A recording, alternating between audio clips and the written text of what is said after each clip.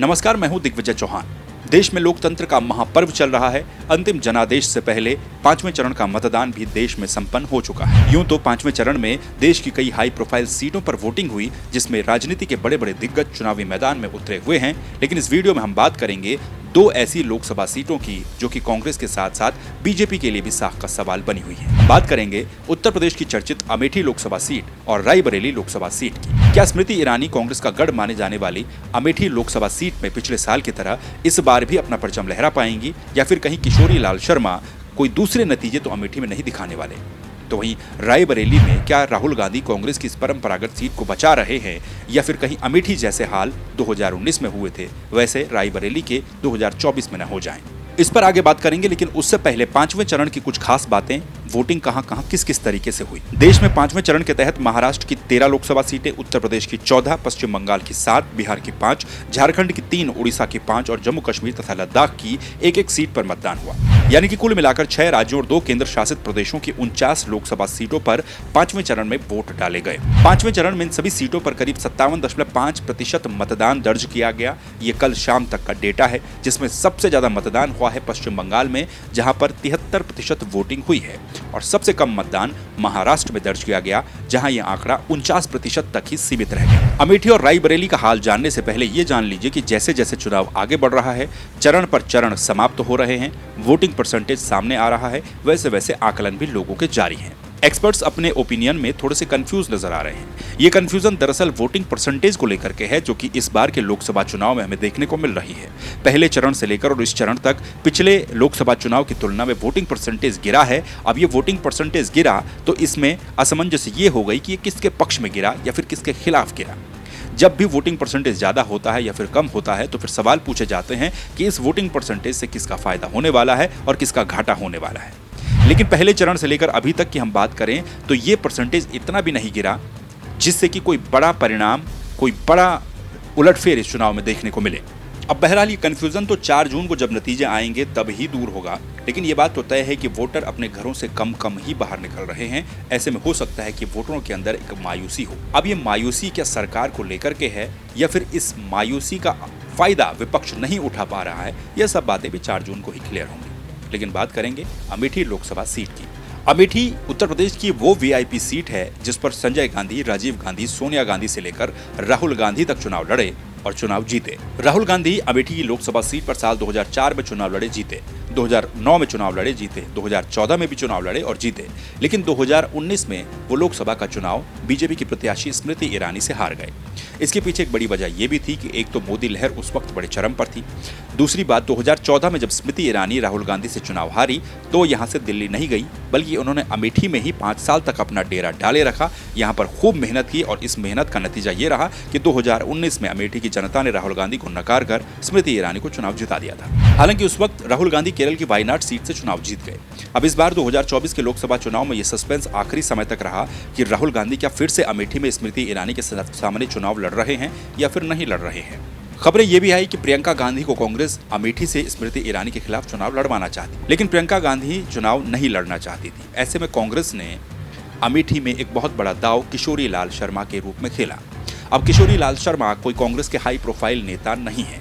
दरअसल किशोरी लाल शर्मा वो व्यक्ति है जो कि पिछले 40 सालों से कांग्रेस के लिए अमेठी में ग्रास रूट पर काम करता हुआ आया है। राजीव गांधी से लेकर सोनिया गांधी और राहुल गांधी का चुनाव मैनेजमेंट करने का जिम्मा किशोरी लाल शर्मा के पास ही रहता था। उनकी अनुपस्थिति में किशोरी लाल शर्मा ही अमेठी में कांग्रेस का बड़ा नाम थे। लेकिन ज्यादातर किशोरी लाल शर्मा की भूमिका एक कार्यकर्ता के रूप में ही रही। ऐसे में क्या कांग्रेस का ये दाव यहाँ पर मास्टर स्ट्रोक साबित होगा या फिर उल्टा पड़ जाएगा, ये हम आखिर में बात करेंगे। वहीं राहुल गांधी अमेठी की बजाय अपने परिवार की परंपरागत सीट और कांग्रेस की सबसे सेफ सीट मानी जाने वाली रायबरेली से चुनाव लड़ रहे हैं। रायबरेली से सोनिया गांधी चुनाव लड़ा करती थी, लेकिन इस बार राहुल गांधी यहां से चुनाव लड़ रहे हैं। अब बड़ा सवाल ये कि अमेठी में क्या इस बार फिर से स्मृति ईरानी अपनी सीट को बचा पा रही हैं, या फिर किशोरी लाल शर्मा के रूप में खेला गया दाव कुछ कमाल करने वाला है। दरअसल इस पूरे चुनाव में स्मृति ईरानी का जो चुनाव लग रहा था कि बड़ा इजी होगा, वो उतना इजी होता हुआ नजर नहीं आया। एक्सपर्ट और विशेषज्ञों का ये कहना है कि स्मृति ईरानी का चुनाव फंस भी सकता है, क्योंकि यहाँ पर फाइट बड़ी तगड़ी देखने को मिल रही है। इस फाइट के पीछे कई सारी वजहें भी हैं। इस लोकसभा चुनाव में एक बयान बड़ा वायरल रहा, उसका वीडियो भी बड़ा वायरल रहा, जो कि स्मृति ईरानी ने 2019 का लोकसभा चुनाव लड़ते वक्त दिया था। अपने इस बयान में स्मृति ईरानी ने कहा था कि अगर आप कमल के फूल का बटन दबाते हैं तो आपको चीनी 13 रुपए किलो मिलेगी। और इस पूरे चुनाव के दौरान अमेठी की जनता ने भी ये सवाल पूछा स्मृति ईरानी से कि आखिर वो 13 रुपए वाली चीनी गई कहाँ। वहीं स्मृति ईरानी के कामकाज से भी अमेठी की जनता थोड़ी सी नाराज जरूर दिखी। जैसे जैसे ये चुनाव आगे बढ़ता गया वैसे वैसे स्मृति की राह मुश्किल भी होती चली गई। यहाँ पर प्रधानमंत्री नरेंद्र मोदी भी अमेठी में कोई बड़ी रैली करने, जनसभा करने नहीं पहुंचे, यानी कि स्मृति ईरानी के प्रचार प्रसार में प्रधानमंत्री भी नहीं पहुंच पाए। हालांकि गृह मंत्री अमित शाह यहां पर पहुंचे, उन्होंने रोड शो भी किया और स्मृति ईरानी के लिए वोट मांगे। दूसरी तरफ गुजरात में एक बयान से निकली ठाकुरों की नाराजगी राजस्थान और पश्चिमी उत्तर प्रदेश के साथ साथ अमेठी में भी देखने को मिली, ये एक्सपर्ट मानते हैं। वहीं दबी जुबान में ये भी बातें सामने आई कि यहाँ के अमेठी के राजा संजय सिंह जो कि विधानसभा का चुनाव अमेठी से लड़े थे, उनको उस वक्त स्मृति ईरानी का साथ नहीं मिला और वो चुनाव हार गए थे सपा के कैंडिडेट से। अब ऐसे में क्या उनके कार्यकर्ताओं ने, क्योंकि वो खुद बीजेपी के थे, तो क्या उनके कार्यकर्ताओं ने स्मृति ईरानी के लिए दिल से काम किया या नहीं किया। अमेठी में इसी तरह के न जाने कितने समीकरण हैं। वैसे में मोदी रथ पर सवार बाकी प्रत्याशियों की तरह क्या स्मृति ईरानी भी इस नैया को पार लगा पाएंगी या नहीं। अब बात कांग्रेस के इस दाव के बारे में कि 4 तारीख के बाद क्या कहा जाएगा। दरअसल किशोरी लाल शर्मा कांग्रेस के कोई बड़े कद के नेता नहीं है, वो एक कार्यकर्ता, नॉर्मल कार्यकर्ता के रूप में अमेठी में जाने जाते थे। ऐसे में अगर वो स्मृति ईरानी को हरा देते हैं इस लोकसभा के चुनाव में तो ये बहुत बड़ा उलटफेर होगा और कांग्रेस के लिए ये मास्टर स्ट्रोक साबित हो सकता है। लेकिन अगर किशोरी लाल शर्मा ये चुनाव हार गए तो फिर सवाल राहुल गांधी से ये होगा कि वो खुद क्यों अमेठी में चुनाव नहीं लड़े। क्या रायबरेली उन्हें सेफ लगा इसलिए वो रायबरेली चले गए, या फिर वो अमेठी में लड़ना ही नहीं चाहते थे। तो ये सब बातें 4 तारीख के बाद क्लियर होंगी कि क्या ये मास्टर स्ट्रोक है या फिर कोई गलती कांग्रेस से हो गई।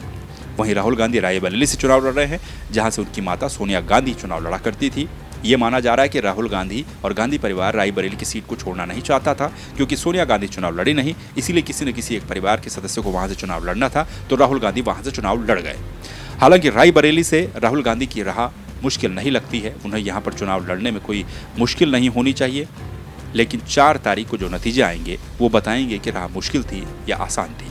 आपको क्या कुछ लगता है कमेंट करके जरूर बताइएगा। बाकी फेज वाइज जैसे जैसे चुनाव आगे बढ़ रहा है उस पर भी आप अपनी राय रखिए। और अमेठी में क्या स्मृति ईरानी इस बार फिर से चुनाव जीत रही हैं या फिर यहाँ पर कुछ और ही होने वाला है, जरूर कमेंट में अपनी राय रखिएगा। इस वीडियो को लाइक कीजिए, कमेंट कीजिए और चैनल को सब्सक्राइब कीजिए। नमस्कार।